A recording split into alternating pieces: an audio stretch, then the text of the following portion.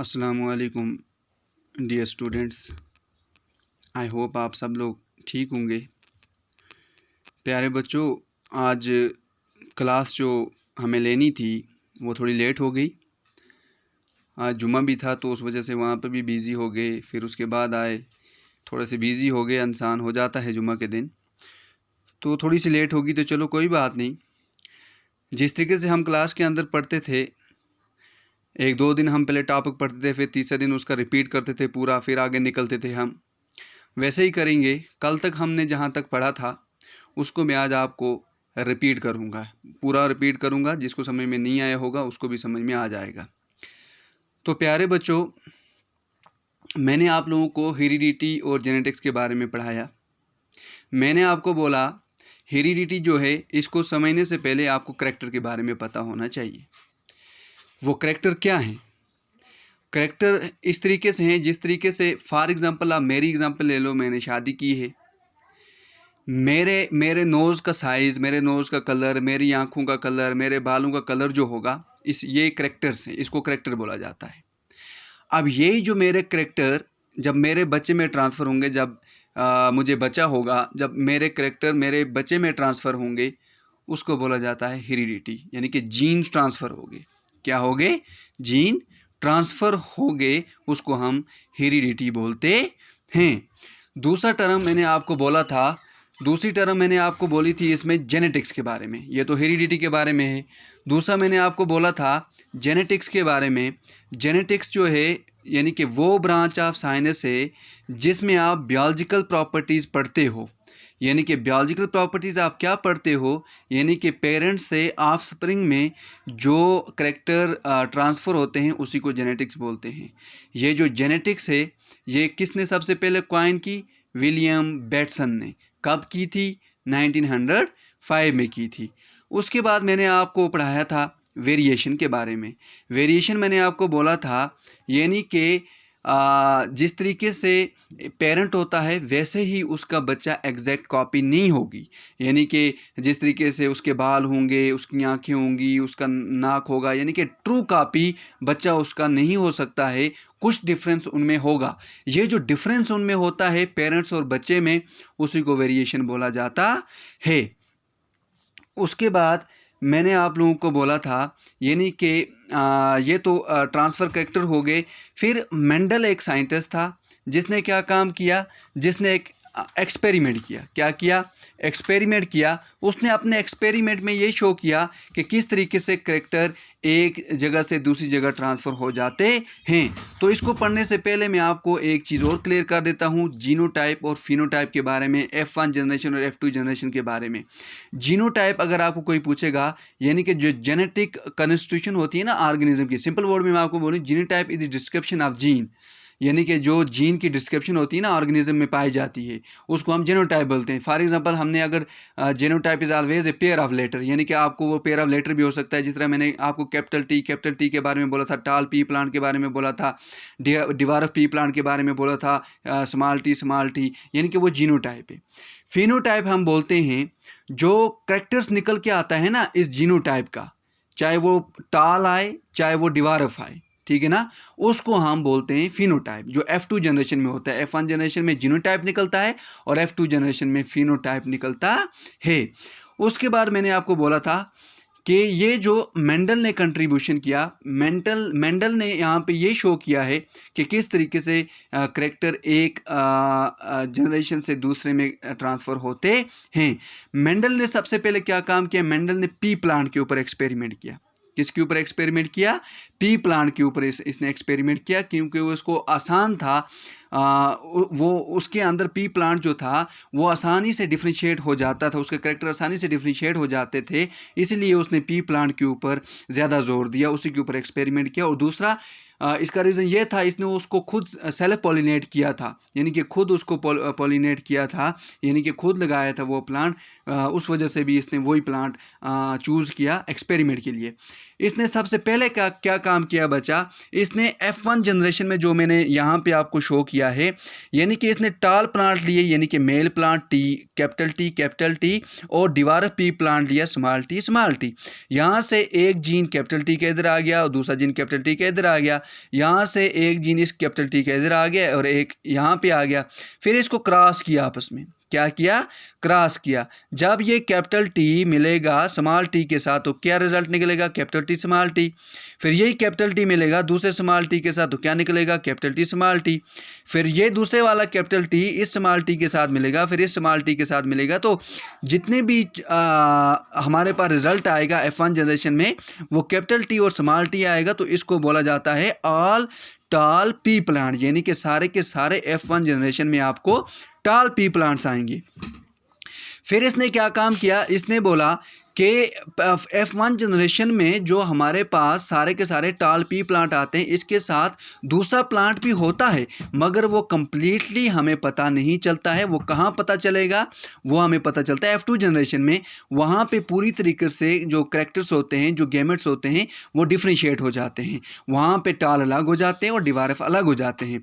इसने क्या काम किया, इसने F1 जनरेशन में क्या काम करना होता है, ये जो हमें आल टाल आए हैं ना, इसको आपस में क्रॉस करवाना होता है। फिर इसने ये देखो ये टी लिया है, टी लिया, इसको जब इसने आपस में क्रॉस करवाया तो किसी जगह कैपिटल टी आया, किसी जगह कैपिटल टी स्मॉल टी आया, किसी जगह कैपिटल टी स्मॉल टी आया और किसी जगह स्मॉल टी आया। तो यहाँ पे जो तीन आए, ये कैपिटल टी यानी कि स्मॉल टी जो आए, ये हमारे पास आप माने ये सारे के सारे टाल पी प्लांट आए। और यहाँ पे स्मॉल टी जो आया ये इसको डिवार्फ आया। तभी यहाँ पे F2 जनरेशन में इसने, मैंने आपको बोला था, इसका रेशो यहाँ पे निकलता है जिसको मोनो हाइब्रिड रेशो भी बोलते हैं। और इस क्रॉस को जो मैंने अब आपको बोला इसको मोनो हाइब्रिड क्रॉस भी बोला जाता है। तो इसके रेशो को मोनो हाइब्रिड रेशो इसलिए बोला जाता है, 3:1 इसका रेशो होता है। मोनो हाइब्रिड जो रेशो है वो है बच्चा 3:1। कोई भी अगर पूछेगा 3:1 उसका रेशियो क्यों है, क्योंकि 3 टाल पी प्लांट है और 1 डिवार्फ पी प्लांट है, तभी इसका रेशियो 3:1 आया। मुझे उम्मीद है कि आपको ये समझ में आया होगा। उसके बाद फिर मेंडल ने क्या काम किया, मेंडल ने ये तो मोनोहाइब्रिड क्रॉस के बारे में इसने बोला। फिर मेंडल ने क्या काम किया, मेंडल ने लॉ ऑफ सेग्रीगेशन भी दिया था। लॉ ऑफ सेग्रीगेशन में मेंडल क्या बोलता है बच्चा, लॉ ऑफ सेग्रीगेशन में मेंडल बोलता है कि ये जो जब पेयर ऑफ कंट्रास्टिंग फैक्टर्स या जीन, यानी कि जब भी आप जीन जो होते हैं पेयर्स में होते हैं, जब उनको आप आपस में इकट्ठा करोगे हाइब्रिड में, किसमें, हाइब्रिड मैंने आपको कल भी बताया था जो नीचे निकलता है हाइब्रिड। दीज फैक्टर और gene do not mix up, यानी कि ये आपस में मिक्स नहीं हो जाते हैं। जिस तरीके से ये निकल के आया इसका ये रिजल्ट, ये हाइब्रिड बना है, तो ये आपस में मिक्स नहीं हो पाते हैं। यानी कि मगर ये एक एसोसिएट रहते हैं, देमसेल्व्स एक दूसरे के साथ रहते हैं, मिक्स नहीं होते हैं। अब ये कब हमें पता चलता है, ये अलग अलग कैसे हमें पता चलता है, जब गैमेट की फॉर्मेशन होती है, जब F2 जनरेशन होती है, तो ये लॉ ऑफ सेग्रीगेशन बोलता है। सिंपल मैं आपको बोलूँ, लॉ ऑफ सेग्रीगेशन हमें बोलता है when a pair of contrasting factor और gene is brought together in a hybrid, these factors और gene do not mix up but simply associate themselves and remain together and separate at the time of gamete formation. यानी कि वही इसने बोला, यानी कि जब आप F1 जनरेशन में करते हो, ये एक दूसरे के साथ तो आते हैं मगर डिफरेंशिएट नहीं होते हैं। फिर जब हम F2 जनरेशन में इसको करते हैं, वहां पर ये अलग अलग हो जाते हैं। ये लॉ ऑफ सेग्रीगेशन बोलता है। फिर उसके बाद मेंडल ने डायहाइब्रिड क्रॉस दिया, या लॉ ऑफ इंडिपेंडेंट असॉर्टमेंट दिया, जो कल भी हमने पढ़ा था। इस केस में मेंडल ने क्या काम किया, मेंडल ने यहाँ पे कलर लिया, यानी कि सीड का कलर लिया। इसने सीड के कलर लिए, राउंड येलो सीड लिए और रिंकलेड ग्रीन सीड लिए इसने। फिर इसने क्या काम किया, यानी कि ये जो मैं आपको ये जो वाले हैं, इसने क्या काम किया, इसने plant having a round yellow seed इसने लिए और इसको क्रॉस कराया plant having a wrinkled green seed के साथ इसने क्रॉस करवाया। जब इसने इसको आपस में क्रॉस करवाया बच्चा, यहाँ से ये एक आर आया, यहाँ से ये एक वाई इसके साथ जुड़ा आके आर वाई बन गया, फिर इसका आर इसका वाई आर वाई बन गया। फिर इसी तरीके से ये जुड़े, यहाँ से ये आया, यहाँ से ये आया, फिर यहाँ से ये इस तरीके से क्रॉस करके यहाँ पे नीचे इस तरीके से जो ये हमारे पास ये हाइब्रिड बना, ये सारे के सारे राउंड येलो बने। क्या बने, राउंड येलो बने। अब डिफ्रेंशिएट मत हुआ, मत पता चला रिंकल ग्रीन कहाँ गए, राउंड येलो अलग थे, और भी कुछ कलर आया, मत पता चला। फिर इसको क्या करना पड़ता है डियर स्टूडेंट्स, फिर इसको करना पड़ता है F2 जनरेशन में हमें पता चलता है, जो मैंने आपको पहले ही बोला। F2 जनरेशन में इसने जो येलो आए थे ना राउंड येलो सीड्स, इस आपस में क्रॉस करवाना होता है। जब इसने उसको आपस में क्रॉस करवाया तो हाइब्रिड जो हमें बना वो अलग अलग बना। अलग अलग कैसे बना, फिर इसने उसको ड्रा करके बताया। इसने क्या बताया, इसने ये जो निकला, इसको रेशो जो निकला, जो इसने निकाला था, आर वाई अलग कर दिया, आर वाई अलग कर दिया, और आर वाई अलग कर दिया, और यहाँ पे भी आर वाई है, इसको इसने अलग कर, यानी कि ये दिखाने की कोशिश कर रहा है यहाँ पे किस तरीके से। फिर यहाँ से भी R Y R Y R Y R Y, जो ये आया था हमें ना, ये वाला, ये वाला, ठीक है ना, वो यहाँ पे भी आया। फिर इसने क्या काम किया, इसको इसके साथ क्रॉस करवाया तो ये फॉर्मेट निकल के आएगा, इसको इसके साथ क्रॉस कराएगा तो ये फॉर्मेट निकल के आएगा, इसको इसके साथ फॉर्मेट करवाएगा तो ये निकल के आएगा, इसको इसके साथ क्रॉस करवाएगा तो ये निकल के आएगा। तो जब ये फॉर्मेट हमारे पास निकलेगा ना, ये सारे के सारे राउंड येलो बन गए। क्या बन गए, राउंड येलो बन गए। अभी भी डिफ्रेंशिएट नहीं हुआ। फिर जब इसको करवाएगा इसके साथ क्रॉस तो ये बन जाएगा, ये बनेगा। फिर इसको करवाएगा इसके साथ, ये बनेगा। इसको करवाएगा इसके साथ, ये बनेगा। तो इसको करवाएगा इसके साथ, ये बनेगा। तो यहाँ पे राउंड येलो भी आया, यहाँ पे राउंड ग्रीन भी आ गया, फिर राउंड येलो आया, फिर राउंड ग्रीन आया। फिर तीसरे केस में इसने क्या काम किया, इसको करवाया इसके साथ क्रॉस, ये आया, फिर इसको इसके साथ, इसको इसके साथ, फिर इसको इसके साथ, तो ये पैटर्न हमें मिल गया। तो ये जो ये पहले वाले ये दो हैं, ये राउंड येलो हैं, और ये जो लास्ट वाले दो इसमें निकले, ये रिंकल्ड येलो निकले। फिर तीसरे केस में इसने क्या काम किया, इसको क्रॉस करवाया इनके साथ, सबके साथ। फिर यहाँ पे इसको कुछ राउंड येलो आ रहे हैं, कुछ राउंड ग्रीन आ रहे हैं, कुछ रिंकलेड येलो आ रहे हैं, और कुछ रिंकलेड ग्रीन आ रहे हैं। फिर यहाँ पे एक रेशो निकला है इसका, जिसको डाइहाइब्रिड रेशो बोला गया। मोनो यानी कि मेंडल डाइहाइब्रिड रेशो बोला गया। वो रेशो जो है वो 9:3:3:1 है। क्यों 9:3:3:1 है? जब ये आप इसको गिनोगे, राउंड येलो 9 आए होंगे, उसके बाद राउंड ग्रीन 3 आए होंगे, उसके बाद राउंड ग्रीन 3 आएंगे, फिर से राउंड ग्रीन या रिंकलेड येलो 3 आएंगे, फिर रिंकलेड ग्रीन आपके पास 1 आएगा। तो जब आप इसको गिनोगे तो इसी हिसाब से इसका रेशो बनता है 9:3:3:1। मैंने कल आपको बोला था इसने इतने प्लांट्स के ऊपर भी काम किया था, लगभग 506 कुछ प्लांट्स थे जो कल मैंने आपको बोला था।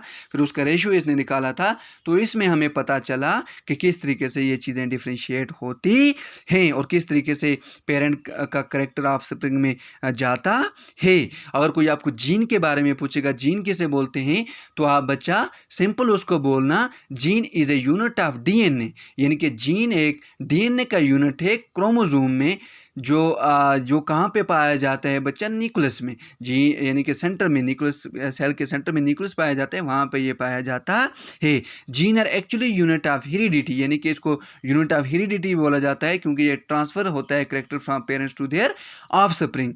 उसके बाद आपको होमोजाइगस के बारे में कोई पूछेगा, होमोजाइगस आप उसको बोलोगे वो ऑर्गेनिज्म जिसमें बोथ जीन यानी कि दोनों जीन के करेक्टर जो होंगे वो आइडेंटिकल होंगे, वो एक ही जैसे होंगे, उसको होमोजाइगस हम बोलेंगे।